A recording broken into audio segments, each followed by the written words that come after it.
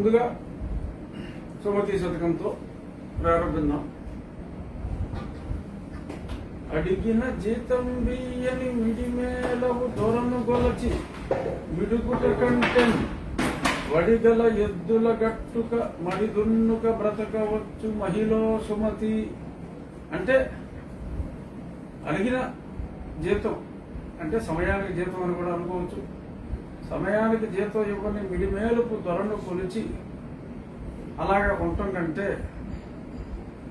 వడిగల ఎద్దులు కట్టుకొని మడిదున్నుకొని బ్రతకవచ్చు. అంటే ఇది 12వ శతాబ్దంలో రాశారు కాబట్టి అప్పుడు ట్రాక్టర్లు ఏమీ లేవు కాబట్టి ఓకే అలా ఎద్దులతో దున్నుకొని బ్రతకడం బెటరు. సమయానికి జీతం ఇవ్వని దొర దగ్గర పని చేయటం కన్నా ఇది నయం అని చెప్పి 12వ శతాబ్దంలో రాశారు. సరే, తర్వాత ప్రజాప్రభుత్వాలు వచ్చినాయి. ప్రభుత్వాలే జీతాలు ఇవ్వలేని పరిస్థితుల్లో, సమయానికి ఇవ్వలేని పరిస్థితుల్లో ఉంటారని చెప్పి రామహానుభావుడు ఎలా విజువలైజ్ చేశాడో మనకు తెలియదు. ఏదైనప్పటికీ మనం ఎప్పుడు చెప్పుకున్నట్టుగానే ఇది ఎవరిని ఉద్దేశించింది అయితే కాదు. ఈ సందర్భంగా ఈరోజు ఉదయం కొద్దిమంది చెప్పింది ఏంటంటే ఒక 60-65% జీతాలు వచ్చినాయి, ఇంకొక 30-35% రావాలని.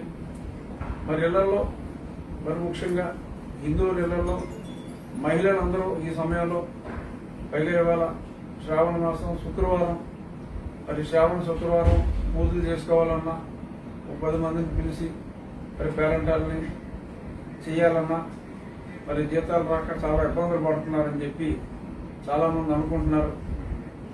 మరి ఏం చేస్తాం, కష్టాలు వచ్చినాయి, మరి ఎలా తట్టుకోవాలో ప్లాన్ చేసుకోవాలి. వచ్చి శ్రావణ శుక్రవారానికి అందరికీ సంపూర్ణంగా జీతాలు ఇచ్చే పరిస్థితుల్లో మా ప్రభుత్వం ఉండాలని మనస్ఫూర్తిగా కోరుకుంటూ ఈరోజు ఒక 3-4 ముఖ్యమైన అంశాలు ఉన్నాయి. ముందుగా ఎయిడెడ్ కాలేజెస్ ప్రభుత్వం కన్ను మరి ఇప్పుడు ఎయిడెడ్ కాలేజెస్ మీద పడిందని చెప్పి ఎంతోమంది చాలామంది కాలేజీ లెక్చరర్స్ కానీ ప్రొఫెసర్లు కానీ అందరూ కూడా మాట్లాడటం జరిగింది. ఏమిట్రా ఎయిడెడ్ కాలేజెస్, ఈ స్కీము ఆర్ ఒరఫ్ స్కాము ఏంట్రా అని చెప్పి నేను ఎంతోమంది కాలేజెస్తో మాట్లాడటం జరిగింది. గత 2 రోజులుగా ప్రముఖ దినపత్రికలో ముఖ్యమైన కథనం కూడా వచ్చింది. ఎన్నో ఇప్పుడు ఫర్ ఎగ్జాంపుల్ మనం చెప్పుకోవాలి అంటే గుంటూరు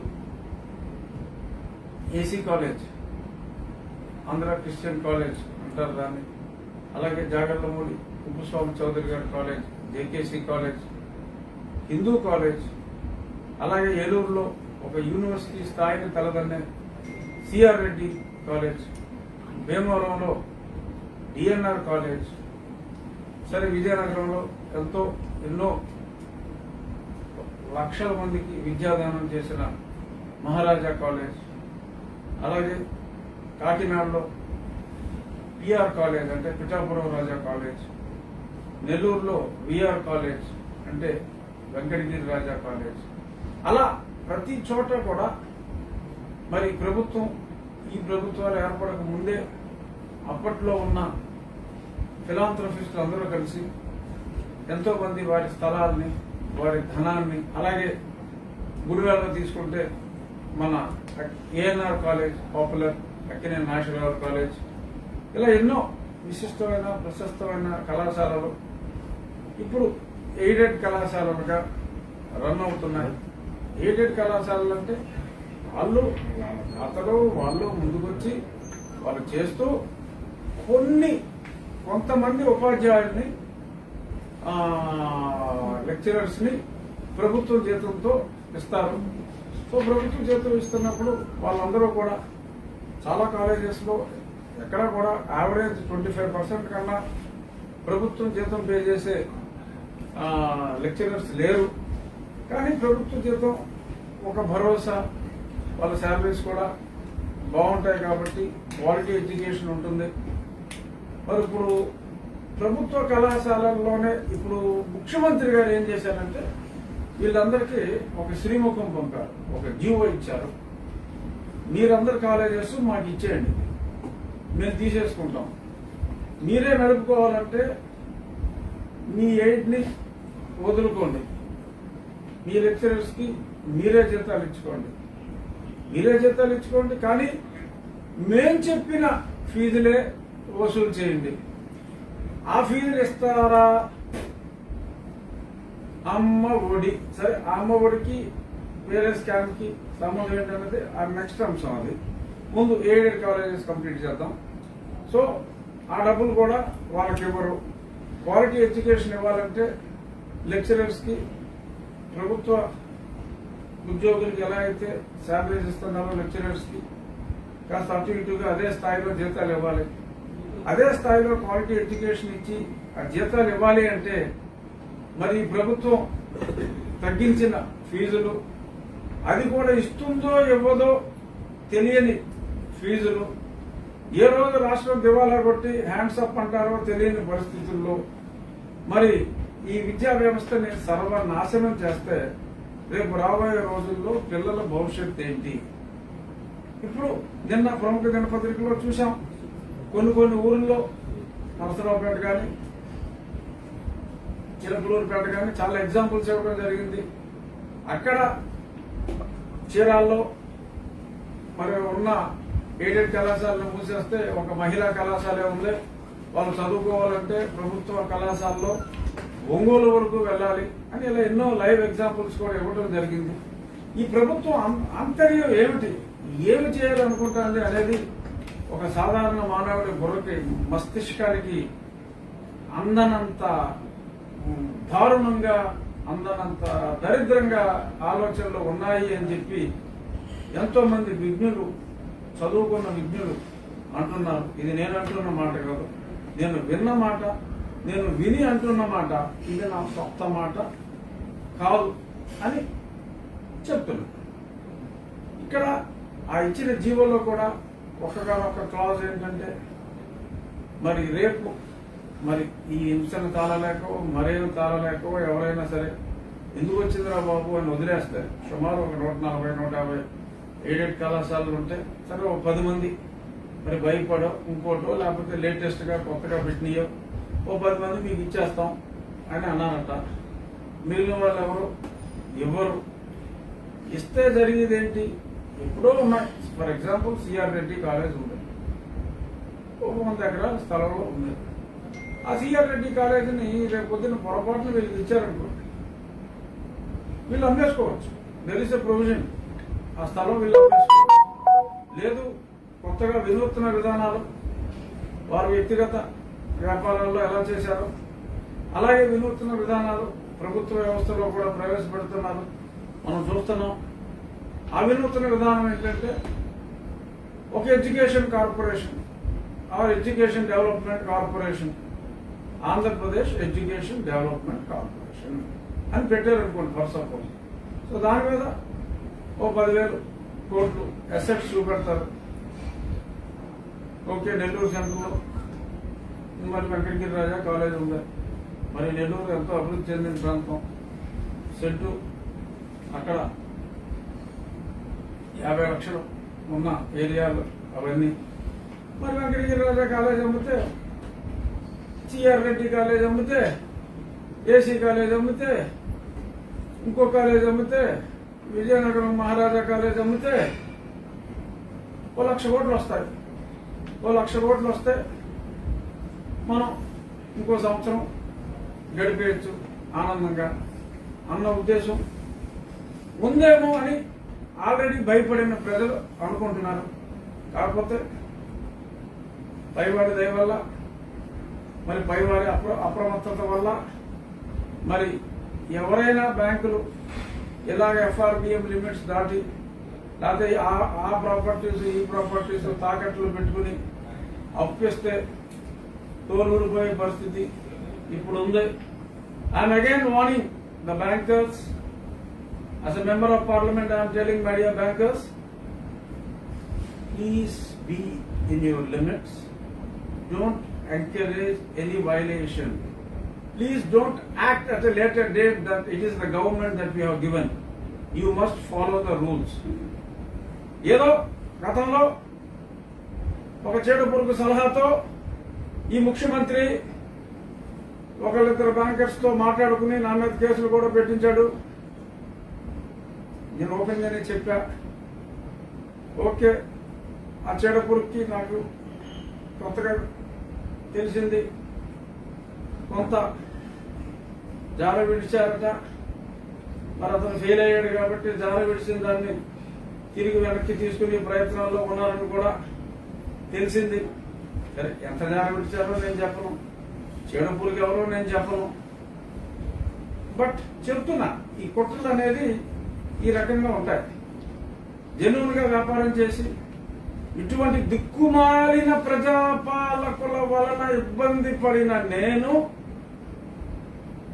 మోస్ట్ సక్సెస్ఫుల్ ఇండస్ట్రియలిస్ట్ గా 20 సంవత్సరాలు పేరుగాంచిన నేను, ఇటువంటి దుర్మార్గపు పాలకుల వలన నేను ఇబ్బంది పడితే జెన్యూన్ గా వ్యాపారం చేసి ఆ ఇబ్బందిని వీళ్ళు కొద్దిమంది బ్యాంకర్లను కొనుగోలు చేసి సంబంధిత సిబిఐ రిలేటెడ్ అధికారులను కూడా కొనుగోలు చేసే ప్రయత్నం చేసి పిచ్చి పిచ్చి కేసులు పెట్టాలని, వాడు మునిగిపోయాడు అందరినీ ముంచాలని చెప్పి ప్రయత్నాలు చేశారు, చేస్తున్నారు కూడా. But still I know I did not do anything wrong and I will come clean. Absolutely no problem, Mr. Reddy's. Sorry, Mr. Jagannath Reddy and Mr. Vijay Sai Reddy. So, మీ ఇద్దరికి చెప్తున్నా, నాట్ టు మై పార్టీ అధ్యక్షుడు, not to my party జాతీయ కార్యదర్శుడు, to the chief minister and to my parliamentary party leader only actually, not to the party. ఎందుకంటే చెప్పాల్సిన పరిస్థితి వచ్చింది, అవసరం వచ్చింది కాబట్టి చెప్తున్నా. బ్యాంకర్స్ కూడా పిచ్చి పిచ్చి అప్పులు రూల్స్ వైలేట్ చేసి ఇచ్చి ఇబ్బందుల్లో పడకండి. రేపు ఎడ్యుకేషన్ కార్పొరేషన్ మిమ్మల్ని అప్పులు అడిగితే ఇవ్వద్దు. ఇప్పుడు ఈ కాలేజెస్ వాళ్ళు కూడా భయపడి ఎవరు కూడా please don't hand over your colleges. Good days will come, good days will come. Please don't hand over your colleges, your aided colleges, whether aid is there or not. You reject the offer and your lecturers will cooperate. మీరు serve చేయడానికి ఎప్పుడో మీ తాతలు ఇచ్చిన భూములు, మీ తాతలు కట్టిన బిల్డింగ్లు ఇప్పుడు ఇవాళ పరిస్థితుల్లో, జీతాలు ఇవ్వలేని పరిస్థితుల్లో మీరు ఇన్నాళ్ళు విద్యాబోధన చేసి ఇన్ని లక్షల మందిని తయారు చేసిన ఈ కాలేజెస్ అన్ని ఇప్పుడు మీరు ప్రభుత్వం పాలు చేస్తే అవి అప్పుల పాలు కావటం, అమ్మేసుకోవటమే, గదులుగా అమ్మేసుకోవటమే జరుగుతుంది తప్ప విద్యార్థుల బంగారు భవిష్యత్తు నాశనం అవుతుంది అన్న భయం ఈ రోజు ప్రజల్లో ఉంది. కాబట్టి ప్రజల భయాన్ని పారదోలవలసిన అవసరం, ఆ జీవో మా ముఖ్యమంత్రి గారు చదివారో లేదో, అమ్మి ప్రొవిజన్ కూడా ఉంది. సో కాబట్టి ఏదో పూర్వం ఒక ఆయన 10 ఎకరాలు ఇచ్చారు, ఓ రాజా గారు, ఒక దొరగారు కాలేజ్కి, ఆ పక్కన ఇంకో 2 ఎకరాలు ప్రభుత్వ స్థలం ఉందనుకోండి. ఆ ప్రభుత్వ స్థలం అప్పుడు ఇచ్చి ఉంటే ఇప్పుడున్న పాలకులు అప్పుడు ఆ 2 ఎకరాలు మేము ఇచ్చాం కాబట్టి, సపోజ్ ఆ 2 ఎకరాలు ఈ మధ్యలో ఉందనుకోండి, ఈ మధ్యలో మా ఈ 2 ఎకరాలు మేము తీసేసుకుంటా ఉంటారు. చెల్లో కోర్టుకి వెళ్తే ఈ కూడా చెల్లో, ఆల్రెడీ 175 ఉన్నాయి, ఇవన్నీ కూడా వెళ్ళారంటే ఇంకో 25 కేసులు పోతాయి. అయినప్పటికీ కూడా ఈ పిచ్చి పిచ్చి ప్రయత్నాలు, వృధా ప్రయత్నాలు చేస్తున్నారు. కాబట్టి ఎస్, ఎవరైతే ఆ కాలేజీలో చదువుకున్నారో వాళ్ళు కృతజ్ఞులైతే మీ కాలేజీని ఎవరు ఆక్రమించుకోకుండా మీరు సహాయం చేయండి. సహాయం చేసి మంచి రోజులు వచ్చే వరకు ఆ కాలేజీని మీరే నడిపించండి. Please come forward. అతి తక్కువ ఖర్చుతో మీకు విద్యాదానం చేసిన ఆ విద్యా సంస్థలని కాపాడవలసిన బాధ్యత అక్కడ చదువుకున్న విద్యార్థులు తీసుకొని కొద్ది రోజుల సమయం మనం పాటిస్తే no doubt good days will come. Please wait. Good days అంటే ప్రభుత్వం మారిపోతుందని నేను చెప్పట్లా, ప్రభుత్వం యొక్క మనస్తత్వం మారాలి. ఆ మనస్తత్వం మనం మార్చాలి. మారకపోతే మార్చాలి. అది as far as aided colleges is concerned. My dear friends, my dear educated friends, whoever has studied in those particular colleges, my appeal to all of you is, let us fight for the college which has taught us. మనకి విద్యా బుద్ధులు, సంస్కృతి సంప్రదాయాలు నేర్పిన మన విద్యాలయాల్ని, మన కళాశాలల్ని మనమే ముందుకొచ్చి పరిష్కరించుకున్నాం. ఎవరికి భయపడవద్దు. మనకి ప్రజలందరూ మద్దతుగా ఉంటారు. కొద్ది నీలి ఛానల్స్ తప్ప మంచి న్యూస్ పేపర్లు అన్నీ కూడా, మంచి ఛానల్స్ అన్నీ కూడా సపోర్ట్ గా ఉంటాయి. ముందడుగు వేద్దాం, మన కళాశాలని మనం కాపాడుకుందాం. ఇక నెక్స్ట్ రెండో ఇష్యూ, వెరీ ఇంపార్టెంట్ ఇష్యూ. మా ప్రభుత్వం సరే ఆల్రెడీ ఒక చిన్న మాట తప్పుడు వ్యవహారంతో స్టార్ట్ చేద్దాం, తర్వాత అసలు విషయం చెప్దాం. ఇది ఎన్నికల ముందు నేను గట్టిగా మా ఎలక్షన్ క్యాంపెయిన్ లో కూడా, సరే నేనేదో అరాకొర మార్జిన్తో నెగ్గాను, అరాకొర మార్జిన్తో నెగ్గడానికి కారణం గతంలో కూడా చెప్పా. ఎందుకంటే రాయలసీమలో లాగా మాకేం 3 లక్షల మెజారిటీలు రాలేదు. సో నేను నెగ్గడానికి కారణం అమరావతి రాజధానిగా ఉంటుందని చెప్పడం ఒక కారణం అయితే, కాస్త నా గ్రామం కూడా కారణం అని కూడా చెప్పడం జరిగింది. మళ్ళీ చెప్తున్నా, అమరావతి రాజధాని అని ఈ పేపర్ కూడా సాక్షి. ఈ పేపర్ కూడా ఈనాడు కాదు, ఆంధ్రజ్యోతి కాదు బాబు, ఇది సాక్షి. సాక్షి అని ఇక్కడ కూడా ఉంది, అది ఫోకస్ చేసుకోండి. లేకపోతే ఎంత జ్యోతి పేపర్ చూపెట్టి సాక్షి పేపర్ చూపెట్టాను అంటారు మా వాళ్ళు. వైసీపీ అధికారంలోకి వస్తుంది, అమరావతి రాజధాని. అలాగే మేనిఫెస్టోలో కూడా పెడతాం. తప్పుడు ప్రచారాలు నమ్మొద్దు. ఇది విలేకరుల సమావేశంలో మాట్లాడుతున్న మేనిఫెస్టో కమిటీ అధ్యక్షుడు ఉమారెడ్డి వెంకటేశ్వర్లు. అందులో ఇంకా పిల్లి బోస్ గారు ఉన్నారు, ధర్మాని ప్రసాద్ గారు ఉన్నారు, మేకపాటి రాజమోహన్ రెడ్డి గారు ఉన్నారు, ఇంకా చాలా మంది ఉన్నారు. మోపిదేవి వెంకటరమణ గారు, అంజాన్ బాషా గారు, పుష్ప శ్రీవాణి గారు, సురేష్ గారు, తమ్మినేని సీతారాం ఇప్పుడు స్పీకర్ గారు, వీళ్ళందరూ కూడా ఉన్నారు, కన్నబాబు గారు ఈ సమావేశం. సో అది ఏమైంది ఇప్పుడు మాట తప్పం. సో ఇలాగా ఇంతకంటే దారుణంగా, ఇంతకంటే మరి దానికి పదాలు లేవు. ఇంకొక పథకం ఏంటంటే సంపూర్ణ మద్యపాన నిషేధం. అన్నొస్తున్నాడు, సంపూర్ణ మద్య నిషేధం తీసుకొస్తాడు అని ఎలుగెత్తి, ఆ సీఎం గారు కూడా అన్నొస్తున్నాడని ఆయన గానే చెప్పుకున్నట్టున్నాడు. ఆ స్ఫూర్తితో మేము కూడా అంతకంటే గట్టిగా కేకలేసి అన్నొస్తున్నాడు అని చెప్పి గొంతు అరిగిపోయేలా తిరిగాం. ఇప్పుడు సంపూర్ణ మద్యపాన నిషేధం అని మేము ఏదైతే చెప్పామో అది జగనన్న పరిపూర్ణ మద్యపాన దీవెనగా మారింది. ఏంటండి, జగనన్న పరిపూర్ణ మద్యపాన దీవెన అని ఎందుకు అంటున్నాం అంటే, మరి ఇప్పుడు మొన్ననే ఒక టెలిఫోన్ కాన్వర్జేషన్ కూడా బయటకు వచ్చింది సోషల్ మీడియాలో విస్తృతంగా. అదేంటంటే 8 గంటల వరకు కాదు, అఫీషియల్ గా 8 అయినా సరే 9 గంటల వరకు మీరు షాపు తెరవాలి అని చెప్పి చెప్పడం జరిగింది. అలాగే మరి వేలలు పెంచి, ధరలు పెంచి, మరి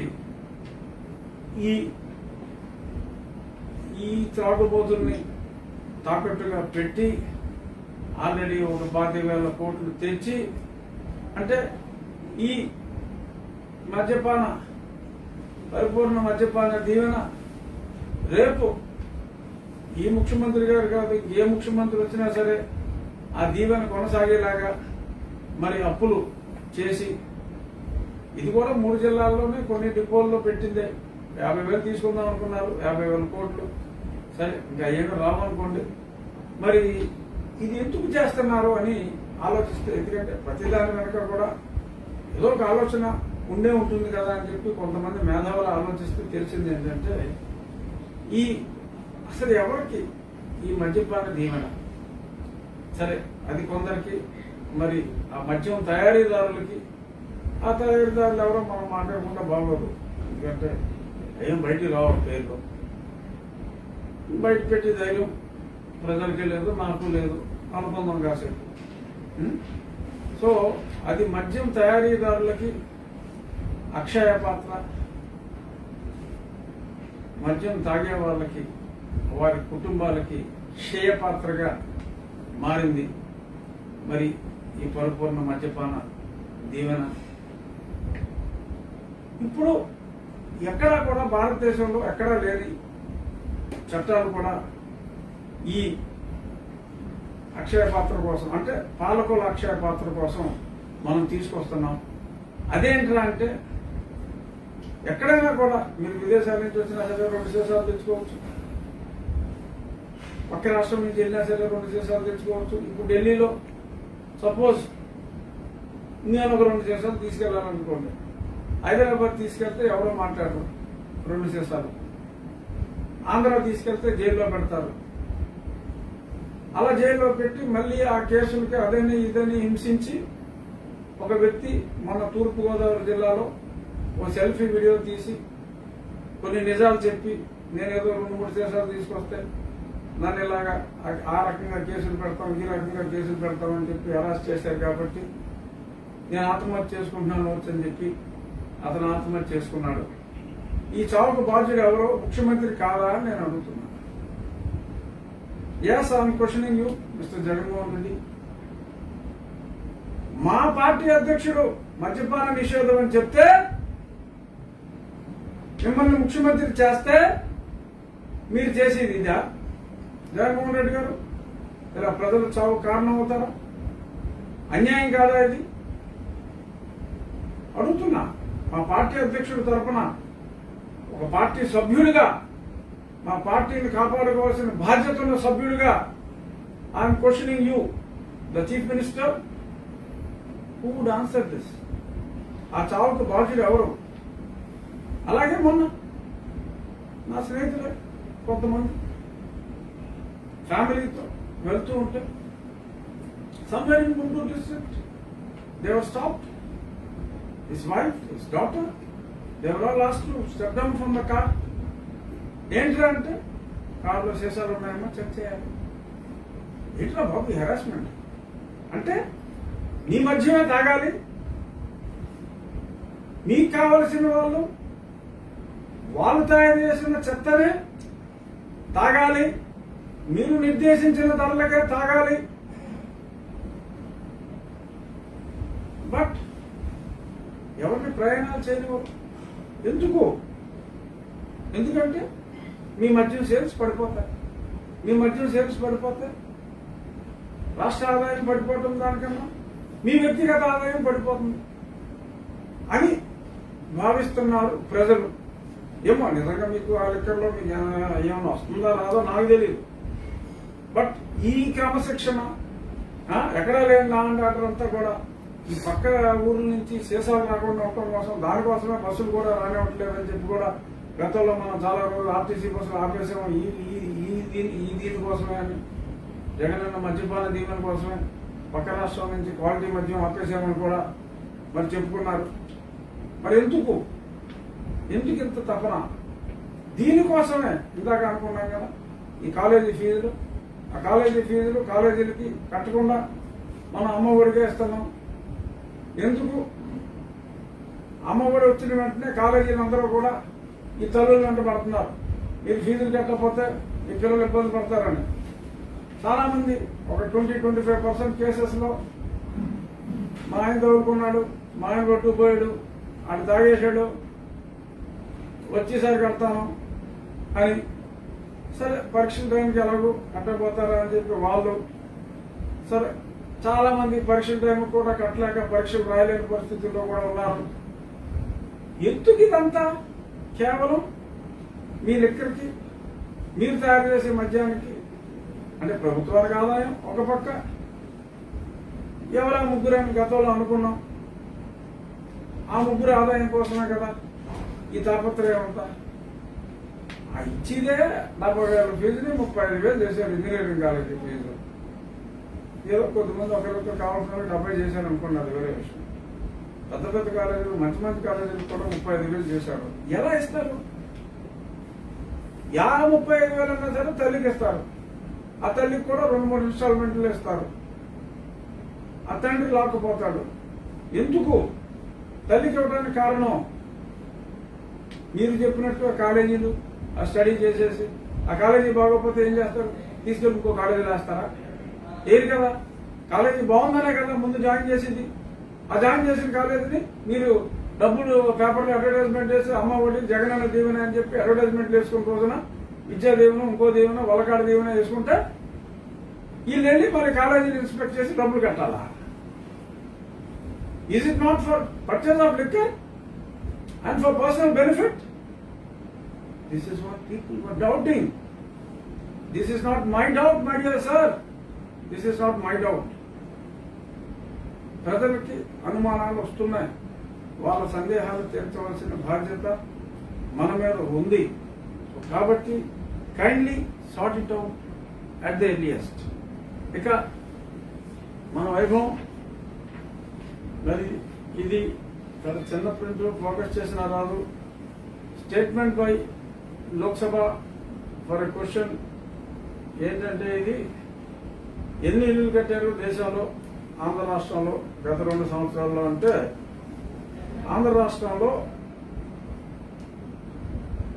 గత 2 సంవత్సరాల్లో 5 గృహాలు కట్టాం. I don't think this will be visible. Try చేసి చూడండి. 5 గృహాలు కట్టాం. సో 2 సంవత్సరాలకి 5 గృహాలు చొప్పున మనం తలపెట్టిన 30 లక్షల గృహాలు కట్టాలి అంటే ఒక 50,000 సంవత్సరాలు పడుతుందని చెప్పి ఒక గణిత శాస్త్ర నిపుణుడు లెక్క కట్టాడు. మరి ఇది this is our track record. This is our track record. మరి ఎన్ని అడ్వర్టైజ్మెంట్లకు మనం ఖర్చు పెట్టాం? జగనన్న వసతి దీవెన అని చెప్పి ఎన్ని అడ్వర్టైజ్మెంట్లు వేసాం సాక్షిలో? దానికి ఎన్ని కోట్లు అయింది? కట్టింది 5 ఇల్లులు. సరే, ఇప్పుడు ఏదో మొదలు పెడతారంటున్నారు. అది కూడా కేంద్ర ప్రభుత్వమే. మరి నిర్మలమ్మ గారేమో పెద్ద బొమ్మ కూడా వేయాలంటున్నారు. మరి వేస్తారో ఏరో అది వేరే విషయం. కానీ ప్రస్తుతం ట్రాక్ రికార్డు 5 గృహాలు. ఇది మనం గ్రహించాలి. ఇక సిబిఐ ఎంక్వైరీ అక్కడ నడుస్తుంది. గుండెపోటు అని ముందుగా అన్నది ఎవరు అని చెప్పి నేను 4-5 రోజుల క్రితం ముందు వాళ్ళని ప్రశ్నించాలి అని కూడా నేను, ఎందుకంటే మీ చిన్నాన్న మా అందరికీ కూడా చిన్నాన్న లాంటి వారుగానే మేము భావిస్తాం కనుక మీకెంత బాధ్యత ఉందో మీ చిన్నాన్న గారి హత్య కేసుని తొందరగా ఛేదించడానికి మీరు అహర్నిశగా కృషి చేస్తున్నారు. అందులో ఎటువంటి సందేహం లేదు. ఆ కేసు తొందరగా తేలాలని, దోషులను పట్టుకోవాలని మీరు కూడా గతంలో సిఐడి పోలీసుతో చాలా ఎంక్వైరీ చేశారు.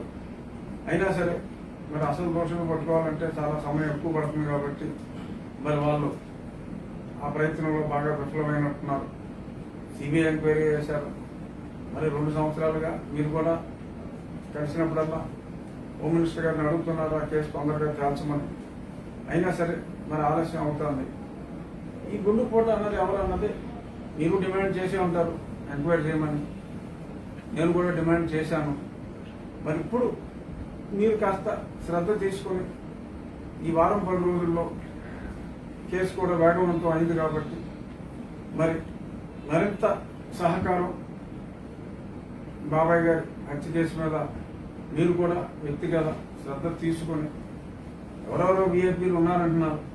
ఎటువంటి వీఐపీలు ఉన్నా సరే మరి అవతల గొడ్డల పోటుకు గురైంది మీ సొంత బాబాయ్ గారు కాబట్టి ఆయనంటే మా అందరికీ కూడా, ప్రజలందరికీ కూడా ఎంతో ప్రేమ అనురాగాలు ఆప్యాయతలు ఉన్నాయి. కాబట్టి దయచేసి మీరు కొంచెం ఎక్స్ట్రా ప్రజల మీద ఎంత శ్రద్ధ తీసుకుంటున్నారో అందులో రావంత శ్రద్ధ బాబాయ్ గారి హత్య కేసును కూడా మీరు పరిష్కరించాలని మనస్ఫూర్తిగా కోరుకుంటున్నాను. ఇక ఈరోజు ఆఖరి అంశం, రౌడీ పార్టీ అని చెప్పి మరి బీజేపీ మనమేమో అది మనం అడిగాం, మనం ఒప్పుకోవట్లేదని చెప్పి మా జాకా గారు చెప్పారు. బట్ వారేమో రౌడీ పార్టీతో పొత్తు లేదు. చదివి వినిపిస్తాం. రౌడీ పార్టీ అన్నందుకు బాధగానే ఉంది. ఒకరిద్దరు రౌడీలు ఉంటే ఉండుండొచ్చు ఎక్కడో దగ్గర, కానీ ఈ రకంగా పార్టీనే రౌడీలు అంటాం మరి కొంచెం అన్యాయం. రాష్ట్రంలో వైఎస్ఆర్సీపీతో పొత్తుపై బీజేపీ సంచలన ప్రకటన చేసింది. తాము రౌడీల పార్టీ వైసీపీతో ఎలాంటి పొత్తుకు ప్రయత్నించలేదని పేర్కొంది. ప్రతిపక్ష టీడీపీ జగన్ సర్కారుపై ఎలాంటి పోరాటాలు చేయకపోయినా ప్రజా వ్యతిరేక నిర్ణయాలపై తాము గత 2 ఏళ్లుగా అనేక ధర్నాలు చేపట్టినట్టు బీజేపీ తెలిపింది. చేశారా? అన్ని.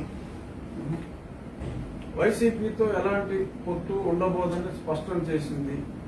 ఈ మేరకు బీజేపీ అధికారిక ట్విట్టర్ ఖాతాలో బుధవారం ట్వీట్ చేశారు. అఫ్కోర్స్ నేను కూడా ఇదే చెప్పా, ఎందుకంటే బతిమాలింది మేము, వాళ్ళు కాదని. బట్ మరి ఎందుకన్నారో అనకుండా ఉంటే ఈరోజు ఈ రకంగా రౌడీలు అని అనిపించుకునే అవసరం వచ్చుండేది కాదు. ఏదైనా అబద్ధం అన్నా అతికినట్టు ఉండాలి తప్ప మరి అంత దారుణంగా ఆడేసి ఇలాగ రౌడీలు అని చెప్పి తిట్టించేసుకుంటాం దురదృష్టం. ఇక్కడి నుంచి అయినా సరే మరి వాళ్ళు కూడా చెప్పేశారు కాబట్టి ఈ నిజాన్ని ఇంకా మనం దాని గురించి మా గారికి, మా జాకా గారిని ఇంకెప్పుడు కూడా అలా లూజుగా మాట్లాడొద్దని, పిచ్చి పిచ్చి తిక్క లీకులు ఇవ్వొద్దని మనస్ఫూర్తిగా కోరుకుంటూ, మరి రేపో మాపో ఆయన కూడా డెఫినెట్గా, ఎందుకంటే మరి ఫస్ట్ టైం టీవీలో గుండెపోటు అని చెప్పి హృదయ విదారకంగా కళ్ళల్లో కన్నీళ్లు పెట్టుకుని మరి వివేకానంద రెడ్డి గారు గొడ్లపోటుని గుండెపోటుగా భావించారు. మరి ఎవరెవరు కుట్లేశారో, ఎవరెవరు కట్లేశారో ఇవన్నీ కూడా ఎంక్వైరీ జరుగుతున్నాయి. మరి సాక్షి విలేకరుని కూడా ప్రశ్నించారట. మరి రాబోయే రోజుల్లో మరి విజయసాయి రెడ్డి గారు కూడా మరి ఆయనకి ఎవరు గుండెపోటు అని చెప్పారో చెప్పి మరి ఆయన ద్వారా కూడా ఈ నిజాలు మా నాయకుడు సోదరుడు, మా ఈ నాయకుడి పినతండ్రి గారి మర్డర్ కేసుని తొందరగా విజయసాయి రెడ్డి గారి సహకారంతో, ఎందుకంటే మనం చూస్తున్నాం ఈ మధ్యన విజయసాయి రెడ్డి గారు అసలు ఎక్కడైనా సరే చిన్న తప్పు జరిగినా కూడా సహించడాన్ని మనస్తత్వం అని ఇవన్నీ కూడా ఆయన ట్వీట్ల ద్వారా ఆయన హృదయాన్ని చక్కగా ఆవిష్కరిస్తూ ఉంటారు. అలాగే సిబిఐ వాళ్ళు అడిగేలోపు రేపు ఒక ట్వీట్లో ఆయనకు ముందుగా గుండెపోటని ఎవరు చెప్పారో అవన్నీ కూడా పెద్దలు ఒక ట్వీట్ ద్వారా తెలియజేస్తే ఇంకా బాగుంటుందని మనస్ఫూర్తిగా కోరుకుంటున్నాము. నిన్న ప్రశ్నలు ఎన్ని ప్రశ్నలు అడుగుతాను. సీఎం రచ్చబండ అంటున్నాడు సెప్టెంబర్, అక్టోబర్లో. ఏంటి ప్రజా సమస్యలు వినే ఉద్దేశమా లేకపోతే పబ్లిక్ స్టాండ్? చూద్దాం. ఆగస్టు 25 తర్వాత చూద్దాం. ఆగస్టు 25 బెయిల్ రద్దు అయితే కొంచెం ఇబ్బంది పడవచ్చు. ఆగస్టు 25 తర్వాత సెప్టెంబర్ అన్నారంటే ఆగస్టు 25 తర్వాతే కదా. చూద్దాం. ఎందుకంటే మరి ఆగస్టు 25 తర్వాత ఏమో పరిణామాలు. ఆ వంతు నేను ఎందుకు కేసు వేసానో చెప్పా. సరే, చాలా మంది అపార్థం చేసుకున్నారు.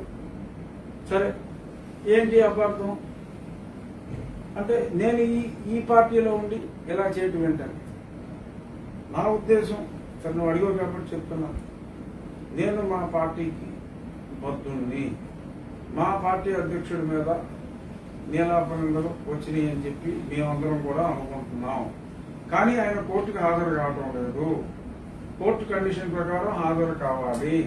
2 సంవత్సరాలు అయినా సరే ఆ వంక ఈ వంక ఏ వంకతోటో ఆయన హాజరు కావట్లేదు కాబట్టి, అది తేల్చలేదు కాబట్టి, ఒక పక్క సుప్రీంకోర్టు కూడా సంవత్సరంలో తేల్చాలి అని అంటున్నారు కాబట్టి, మా అధ్యక్షుడు బయటికి రావాలి అంటే ఆయన ఈ ముఖ్యమంత్రి పదవి అడ్డంగా ఉంది కాబట్టి, ఎందుకంటే ముఖ్యమంత్రిగా ఉన్నాను కాబట్టి ఆయన కోర్టుకు వెళ్ళలేకపోతున్నానని అన్నారు కాబట్టి, ఆయన బెయిల్ రద్దు అయితే ఆయన ముఖ్యమంత్రిగా ఉండరు కనుక ఒక 4 రోజులు కంటిన్యూస్గా అటెండ్ అయితే ఆయన క్లీనెస్ట్ గా వచ్చేస్తే ఏమో ముఖ్యమంత్రి మళ్ళీ అవ్వచ్చు, వచ్చి నష్టం ఏం లేదు. సో కాబట్టి మా ముఖ్యమంత్రి క్లీన్గా, మా పార్టీ అధ్యక్షుడు క్లీన్గా అతి త్వరగా బయటికి రావాలని చెప్పి నేను కోరుకోవటంలో తప్పేమీ లేదు. సో 25వ తారీఖు ఏమవుతుందో చూద్దాం. సుప్రీంకోర్టే చెప్పింది త్వరలో జరగాలని. ఇంకిక్కడ ఈ సందర్భంగా ఇంకోటి గుర్తొచ్చింది. అయ్యో ఏంటంటే ఈరోజు పేపర్లో చూసా, గాలి జనార్దన్ రెడ్డి గారు ఆయనకి ఎప్పుడో బెయిల్ వచ్చింది, ఆయన బళ్ళారి వెళ్ళాలి అని చెప్పి ఒక 3 వారాలు, ఆయన సొంత ఊరు బళ్ళారి, ఆయన పుట్టి పెరిగింది బళ్ళారి, నా సొంత ఊరు నేను వెళ్ళాలి అంటే సిబిఐ అధికారులు తీవ్రంగా అమ్మ బాబోయ్ గాలి జనార్దన్ రెడ్డి గారు అక్కడికి వెళ్తే ఇంకేమైనా ఉందా, ఆయన సాక్షుల్ని ప్రభావితం చేస్తారు అని చెప్పి ఆ సుప్రీంకోర్టులో నిన్న కాగ్వాల్ చేశారు. మరి అదే సిబిఐ వాళ్ళు మరి ఒక ముఖ్యమంత్రిగా ఉన్నారు, మరి ఎంతో మంది కో అక్యూజ్ని అత్యున్నత పదవులు ఇచ్చి ప్రభావితం చేసి ఉన్నారని కూడా మనం చెప్పాం. మరి ఒక పర్టికులర్ నేమ్ శ్రీలక్ష్మి గారి పేరు కూడా గాలి జనార్దన్ రెడ్డి గారి బెయిల్ దాంట్లో కూడా మరి ఎందుకు వచ్చిందో ఆ పేరు కూడా వచ్చింది. మరి వారేమో ఇప్పుడు మనకి స్పెషల్ చీఫ్ సెక్రటరీగా ఉన్నారు. మరి గాలి జనార్దన్ రెడ్డి గారు సొంతూరు వెళ్ళాలంటే ఒక 3 వారాలు మరి ప్రభావితం అయిపోతారు అని చెప్పి అన్నవాళ్ళు, మరి ఇంతమంది అధికారులు సాక్షులుగా ఉండగా, ఇంతమంది పొటెన్షియల్ అప్రూవర్స్ కో అక్యూజ్డ్ గా ఉండి అత్యున్నత పదవుల్లో ఉండగా, మరి వీళ్ళకి మరి ఆ పర్టికులర్ మరి ఈ ద్వంద్వ విధానం ఏంటన్నదే నాకు కొంచెం ఆశ్చర్యకరంగా అనిపించింది ఈరోజు సిబిఐ వాళ్ళు అక్కడ మాట్లాడింది చూసినప్పుడు. ఏదేమైనప్పటికీ న్యాయస్థానంలో న్యాయం జరుగుతుందని మా ముఖ్యమంత్రి గారు, మా పార్టీ అధ్యక్షుడు గారు సచ్చీలుడుగా ఆయన అతి త్వరలో బయటపడతారని, ప్రజలెవరూ కూడా మళ్ళీ మళ్ళీ ఆయన గురించి కామెంట్ చేయకుండా ఉండాల్సిన పరిస్థితి వస్తుందని, రచ్చబండ అద్భుతంగా మరి 2 సంవత్సరాల నుంచి ఇంట్లోంచి రాకపోయినా మరి ఎప్పటికప్పుడు చెప్తున్నారు వచ్చే నెల వచ్చే సంవత్సరం అని.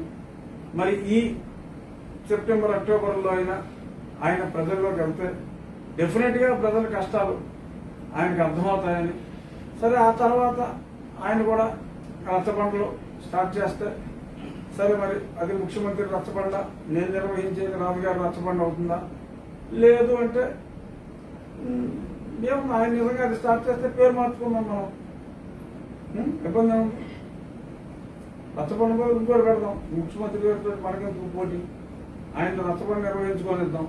రేపు 25వ తారీఖు ఆయన బెయిల్ రద్దు చేయలేదనుకో, ఆయన అదే పేరుతో కంటిన్యూ అవుతారు, మనం పేరు మార్చుకున్నాం. లేదంటే మరి ఆయన యాత్ర చేపట్టే వరకు మనం ఇదే పేరుతో కంటిన్యూ చేసుకున్నాం. అదేనా నేను రచ్చబండ ఒకటి ఇంకా ఉందా. Thank you.